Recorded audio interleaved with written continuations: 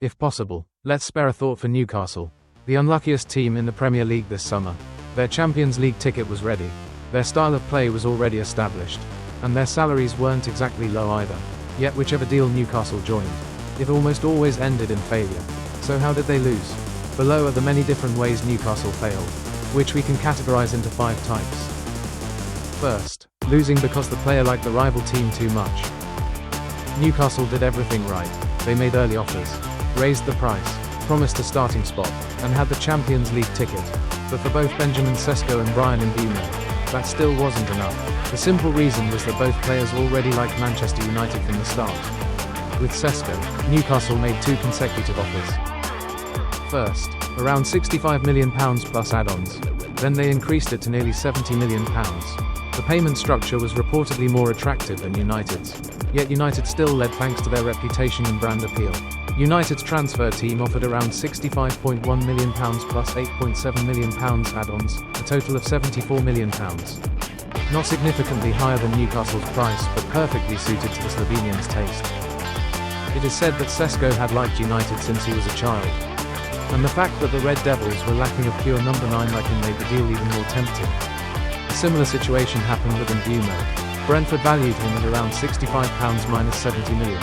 Both Newcastle and United tracked him closely, but Mbeumo's priority was United, who closed the deal quickly, signing a 5-year contract with a base salary of £155 per week, which could rise to £200 per week if they finished in the top 4.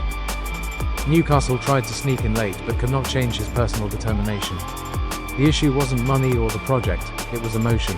When a player has already chosen in their subconscious, all of Newcastle's efforts become nothing more than a supporting role in a pre-written script. And this is the most painful type of defeat, losing not because you did something wrong, but because they never wanted to come to you in the first place. Second, losing because of prestige. The second type of defeat is losing due to prestige, or more accurately, a lack of it. Newcastle actively entered the race in mid-May 2025 when they put Burnley striker Lyle Foster on their shortlist. This player had a £30 million release clause after Burnley were relegated. Newcastle competed with Manchester United and Chelsea in negotiations, offering up to £150 per week. However, Chelsea were the first to trigger the clause on June 4, 2025, signing him on a long-term contract until 2031, leaving Newcastle the clear loser. Next, Newcastle turned to Mohamed Kudus of West Ham. According to league terms, the Ghanaian had an £85 million release clause, active in early July. Newcastle had Kudus on their list as a replacement in case they missed out on Mbeumo, but they never submitted a clear bid, allowing Tottenham to freely negotiate and close the deal on July 10, 2025, for £55 million in a 6-year contract. Finally, Brighton's João Pedro was also strongly pursued by Newcastle.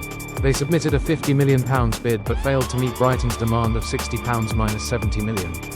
While Newcastle was slow and didn't officially push the deal publicly, Chelsea immediately stepped in and completed it for around £55 million, signing him until 2033. Newcastle were outdone by Chelsea's decisiveness, despite strong interest from coach Eddie Howe and the desire to capitalise on their Champions League spot.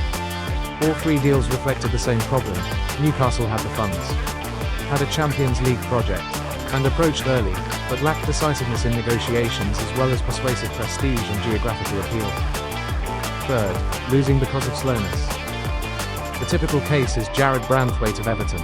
Newcastle had sent scouts and made inquiries since April, but before they could make an official bid, United jumped in, negotiating quickly with 2 offers of £45 million and then £51 million. Everton rejected them because they wanted at least £65 million. United kept pursuing, while Newcastle withdrew, unwilling to pay too much. However, by late June, United persisted and reached an agreement of £60 million plus add-ons. This was a bitter loss for Newcastle because they came in first. But due to indecision, they let the opponent who arrived later take the target. A similar case was young Burnley goalkeeper James Trafford. Newcastle tracked him closely, but Chelsea were the ones to make a £25 million offer and complete the deal in just 5 days of negotiations. Trafford signed until 2032, on a £95 per week salary. Fourth, losing because of overspending on one deal. This was Newcastle's biggest headache this summer. They had a budget of around £130 minus £150 million that used £90 million on Dominic Szoboszlai, whom they were determined to snatch from Liverpool. Newcastle triggered his £90 million clause, signing him on a 5-year deal worth £180 per week. But this left them without enough funds to go deep into other deals like João Pedro, Kudus, or Branthwaite. Spending too early and too heavily on one deal squeezed both their budget and wage structure. This was a strategic error, picking the wrong priority target, leading to a domino effect of failures afterward. Newcastle got one player but missed out on 4 to 5 others just because they overspent from the start. Finally, losing because of FFP, financial fair play. According to multiple sources, in mid-June 2025, Newcastle were forced to pause negotiations for several deals because they had exceeded the reasonable spending threshold. This forced them to sell off several young players like Elliot Anderson to Nottingham Forest and Yankuba Minteh to Brighton to ease budget pressure. By early July, when liquidity improved, they returned to the transfer market, only to find that the potential deals were gone. This scenario repeated for the second year in a row, showing that Newcastle still lacked the resilience and financial system to simultaneously pursue top 4 ambitions while staying within FFP limits. Newcastle do not lack money, ambition, or preparation, but at the negotiating table, they still lack the prestige and class to break into the elite group. Even though they are dubbed the PSG of England, thanks to Saudi Arabia's deep pockets. What they are missing is the experience and negotiation artistry of the Giants. Transfers aren't just about money, they're a battle of speed, class, strategy, and sometimes, emotions. Newcastle lost on all those fronts.